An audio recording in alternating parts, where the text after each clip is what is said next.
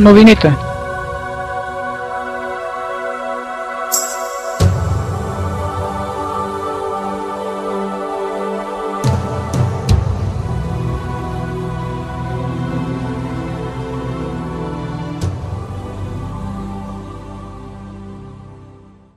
Преди година или две ми попадна един материал, на когото не обърнах внимание.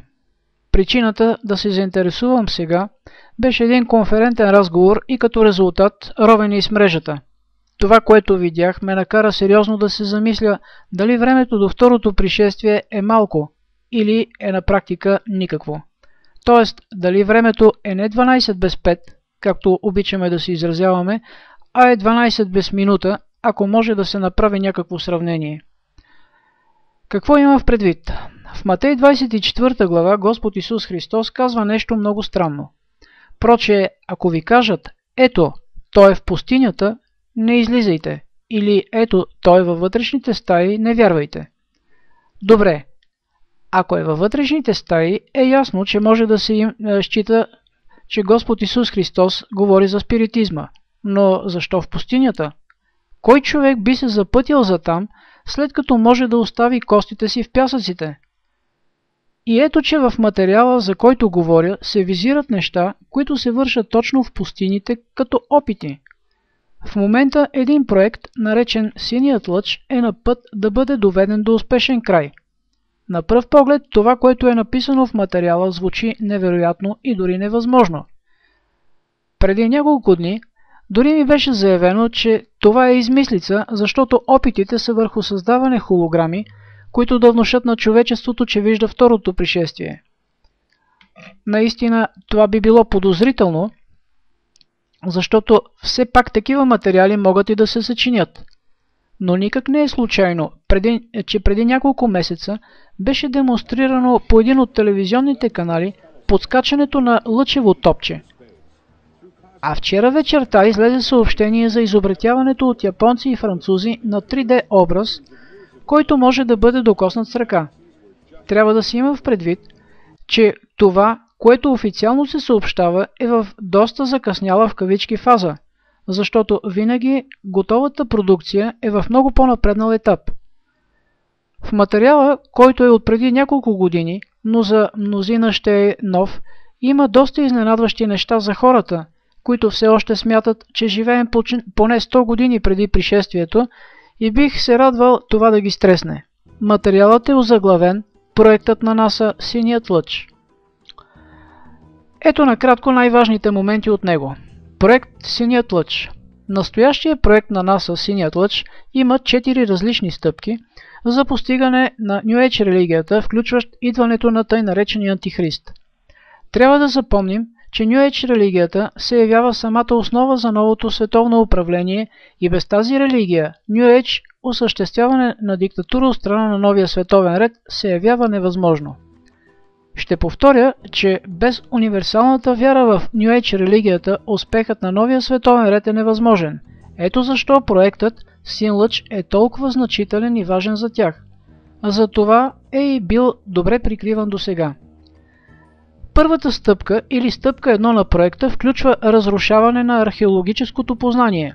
Тя включва изкуствено предизвикани земетресения в райони от планетата, където могат да проистекат нови разкрития, окончателно разкриващи на хората измамата на фундаменталните религиозни доктрини.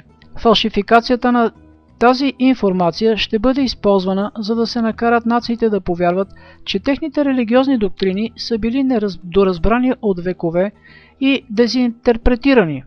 Втората стъпка на проекта включва гигантско шоу в пространството с триизмерни изображения, оптически холограми и звуци, лазерно прожектиране на множество холографски образи в различни части на света, всяка част получаваща съответния образ съобразно националната и религиозната структура на населението. Гласът на новите божества ще говори на много езици, за да се разбере това, и ние трябваше да изследваме различни тайни програми през последните 25 години. Стъпка 3 в проекта на НАСА Син лъч се нарича телепатично електронно двупосочни комуникации. В своята статия авторът заявява: Ако е възможно да се захранват изкуствени мисли в мултигенетично поле чрез сателит, тогава мисловният контрол върху цялата планета би станал възможен. Още веднъж би било мъдро да поразсъждаваме как телевизията, рекламата, модерното образование и различните видове за оказване на социално въздействие се използват в името на манипулацията. Четвъртата стъпка на проекта Син Лъч. Тя включва универсално свръхестествено прилагане на електронните средства. За да се предотврати всякаква форма на независимост, новият световен ред вече е подготвил имплантиране на микрочипове за някои животни, птици и така нататък. Те искат да се подсигурят от факта, че хората, които не приемат новия световен ред, ще се окажат неспособни да се скрият където и да е. Ако те опитат някъде да се скрият, ще бъдат открити от сателита, след което заловени и затворени. Новият световен ред вече е променил законите и всички нации, за да направи всеки зависим от храната, която използва, и витаминозната необходимост. Те променят законите, касаещи религията и психическото здраве, за да могат да контролират и следят всеки един, който е потенциално опасен на новия световен ред. Тези, които се окажат непоправими, ще бъдат изпратени в поправителни лагери, където техните органи на тялото могат да бъдат използвани или продавани. Тези, които не бъдат избити, могат да бъдат превърнати в работна ръка или роби, използвани за медицински експерименти. Целта на тази диктатура е да се контролира всеки навсякъде върху планетата без изключение. Ето защо новите технологии бяха доведени навсякъде и въведени като такива. Те са технологии в името на контрола над хората. Край на цитата от статията. Доколко описаното в тази статия е достоверно и дали ще бъде по този начин наложен новия световен ред, не мога да кажа с абсолютна сигурност, но е факт, че поне първата й част се изпълнява успешно, защото все повече се увеличава сеизмичната активност, а наред с нея излизат и факти, че за тази цел се използват оръжия, които разрушават инфраструктурата на Земята.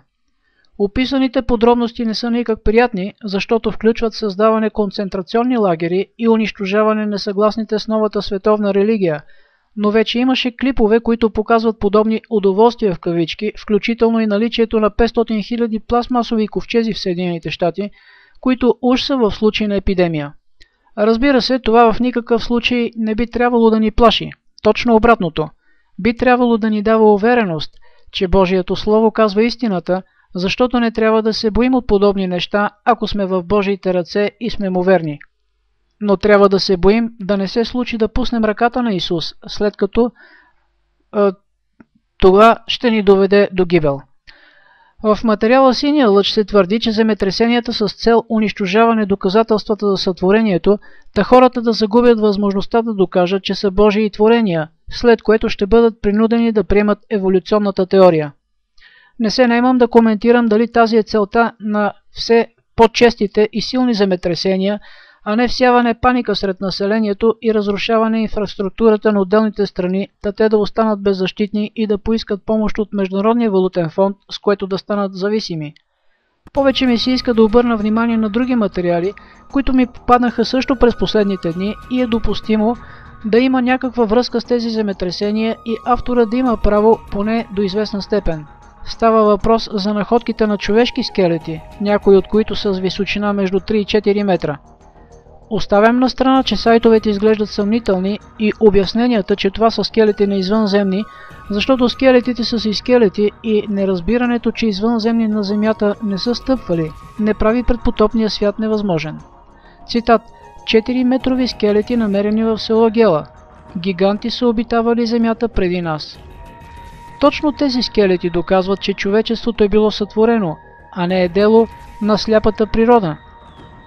А линковете за материалите, които можете да изтеглите по този въпрос, както и по въпроса за Синия лъч, ще намерите в края. Може някои от снимките да са манипулирани, но със сигурност не и фактите. А това е всъщност най-важното. Помните ли какво каза Господ Исус Христос, когато фарисеите не искаха Той да бъде прославен? И Той в отговор рече: казвам ви, че ако ти я млъкнат, то камъните ще извикат. Намират ли потвърждение неговите думи в наши дни? След като тия млъкнат, т.е. ако не се проповядва, то Бог действа и доказателствата за истинността на Божието Слово се показват. Бог е казал, че независимо дали ще има кой да му е верен, той е верен и ще изпълни думите си. Но колко по-добре е да бъдем и ние верни, вместо да се страхуваме, че ще дразним някого, като изявяваме истината. Защото още твърде малко време и ще дойде Тоя, който има да дойде и не ще се забави. Затова бдете, защото не знаете в кой ден ще дойде вашия Господ. Мараната.